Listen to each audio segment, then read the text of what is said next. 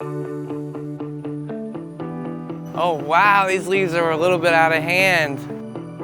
Yep, these sweet potatoes are ready to harvest. We're gonna need an extra hand. I've got two, I can help.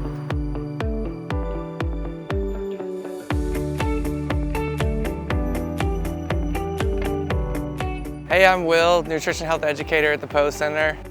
Hi everybody, I'm Anna, the lead garden specialist. Hi, I'm Natalia. I am the bilingual health educator and Cookwell kitchen coordinator. And welcome to the Post Center's Grow Well Garden. So we know these sweet potatoes are ready to harvest because it's been over 90 days since we planted them. And the leaves, as you can see, are starting to yellow and brown. And finally, we even have some of these sweet potatoes starting to kind of surface and become kind of uncovered, so we know they've reached a nice size. Okay, Anna, how do we get started? Yeah, the first step is going to be to clip away all the greens to get them out of our way. And it's a good idea to clip kind of near the base of the plant so we have better access, kind of like that. And we'll start pulling them out. Just be sure to cut very gently because you don't want to accidentally nick one of the roots.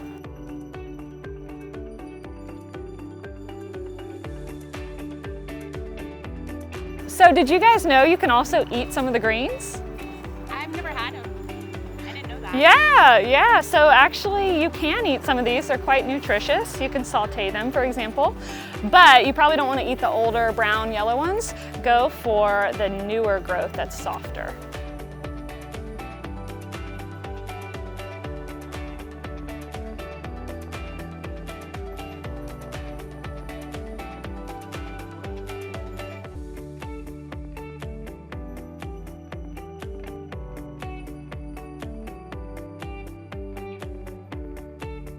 All right, so step 2 is to actually pull them out of the ground, and you can use a garden fork like this or your hands. Just be very careful not to pierce them because if they get a little scar like that, they might rot.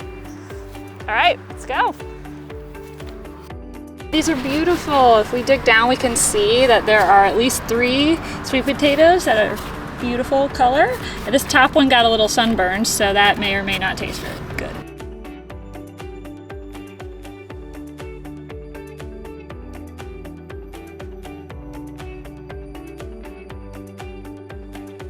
This sweet potato that was on the top and got a little sunburned here actually has a few holes from some burrowing pest, so it was more vulnerable on top like that, but these look good down below. So we would just make sure to separate that and not keep it with the others.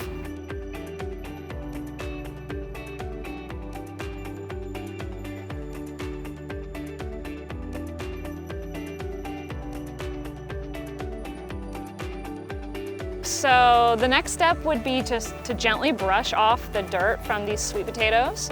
It's important to not wash them or scrub them because the dirt can actually help protect the sweet potato from rot, and it can help heal the little nicks and wounds.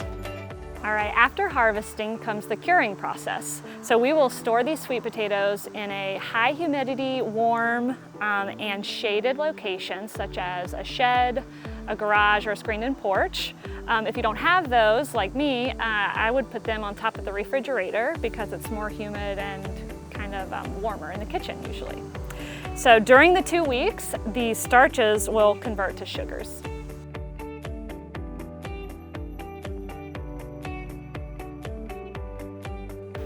After 2 weeks of curing, your sweet potatoes are now ready for long-term storage, which should be in a dark, cooler, and dry, well-ventilated location, such as a kitchen cabinet. And as far as containers, I recommend something like a cardboard box with some holes for ventilation and maybe some packing paper, or something like this, a bag with shredded paper.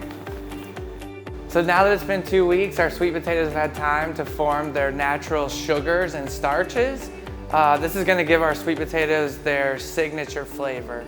So Will, this sweet potato recipe is a great recipe to introduce sweet potatoes to someone that's never had sweet potatoes before, and it's also a great recipe to make for your little ones at home. So there's a lot of prep involved for this recipe, so it's a great time to grab a helping hand. We're gonna have to start off by chopping our bell pepper, onion, cilantro, spinach and garlic. Natalia, is there anything you would like to do? Yes, well, I love chopping vegetables. Can I do that part? All right, well, so now that we've prepped our ingredients, we're going to saute our onions, garlic, bell pepper on medium-high heat until the onions are translucent and the bell pepper is tender. All right, next step is to add the grated sweet potatoes.